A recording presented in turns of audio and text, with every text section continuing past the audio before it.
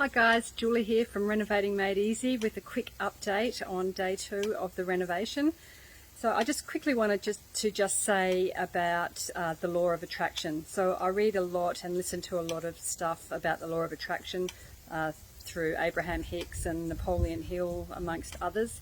And the messages that they teach are not to focus on problems, and when you are relaxed about problems and not focusing on them, then the solutions actually come to you without you having to work hard at finding them. So yesterday when I showed you my very first video walkthrough of the house, I said one of the issues I've got is the patio. It's non-compliant. The engineer that came out told me that it really needs to be taken down. There's bowed posts, there's no footings underneath the posts. There's a fair bit going on with it that's not great. But I also said to you that it's not in my budget to rip that down and put in a new patio. So as an aside, today, before I came to the renovation, I had some work done at my house. I needed some sand dug out of a garden bed, and there was a fair bit of it. So I got a contractor to come in with an excavator and dig out the soil. Started chatting to him about renovating, as I do, and I said to him, what other services do you provide besides your trench digging and soil digging and that kind of thing? And he said, oh, I fix patios. So I said, that is fantastic. I really want you to come to my reno house and have a look. So he's been here this afternoon. He's going to give me a quote, and so I'll just show you the patio around.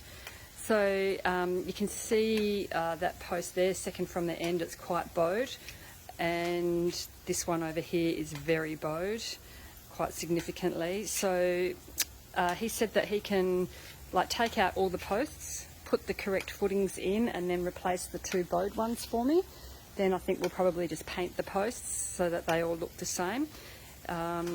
Pretty dodgily attached to the house, so he's going to fix that and put I can't remember the word now, forgotten it, but anyway, supports and stirrups or whatever on there so that they actually attach to the fascia a lot better.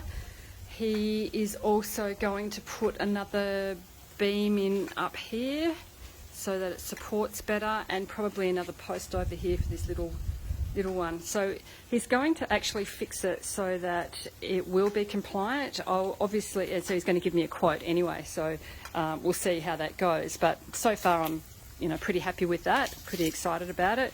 I'll get an engineer to actually draw up what really needs to happen, just to make sure that we're doing it correctly, and check with the council as well.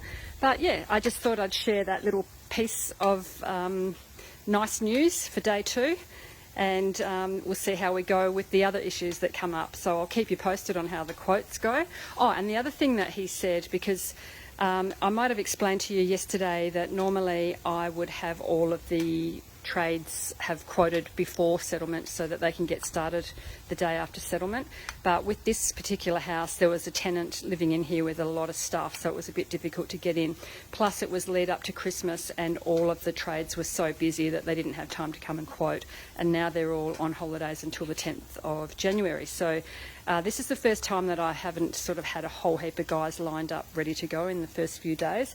Obviously I've got the restumping guy here, which is really good, and he's doing a fantastic job. The levelling inside the house is looking really good. But anyway, I don't have any other trades lined up at all. So my patio guy that I just met this morning, when he was here, he said to me, oh, well, I'll send you a quote to sand and polish your floorboards as well. So I said, oh, okay, do you do that as well? And he said, yeah, I absolutely do. So I'm really happy about that. So yeah, watch this space, see how that all goes, and let's just keep going with law of attraction and trusting that the answers will come to us if we don't worry. Okay, see you later. Bye.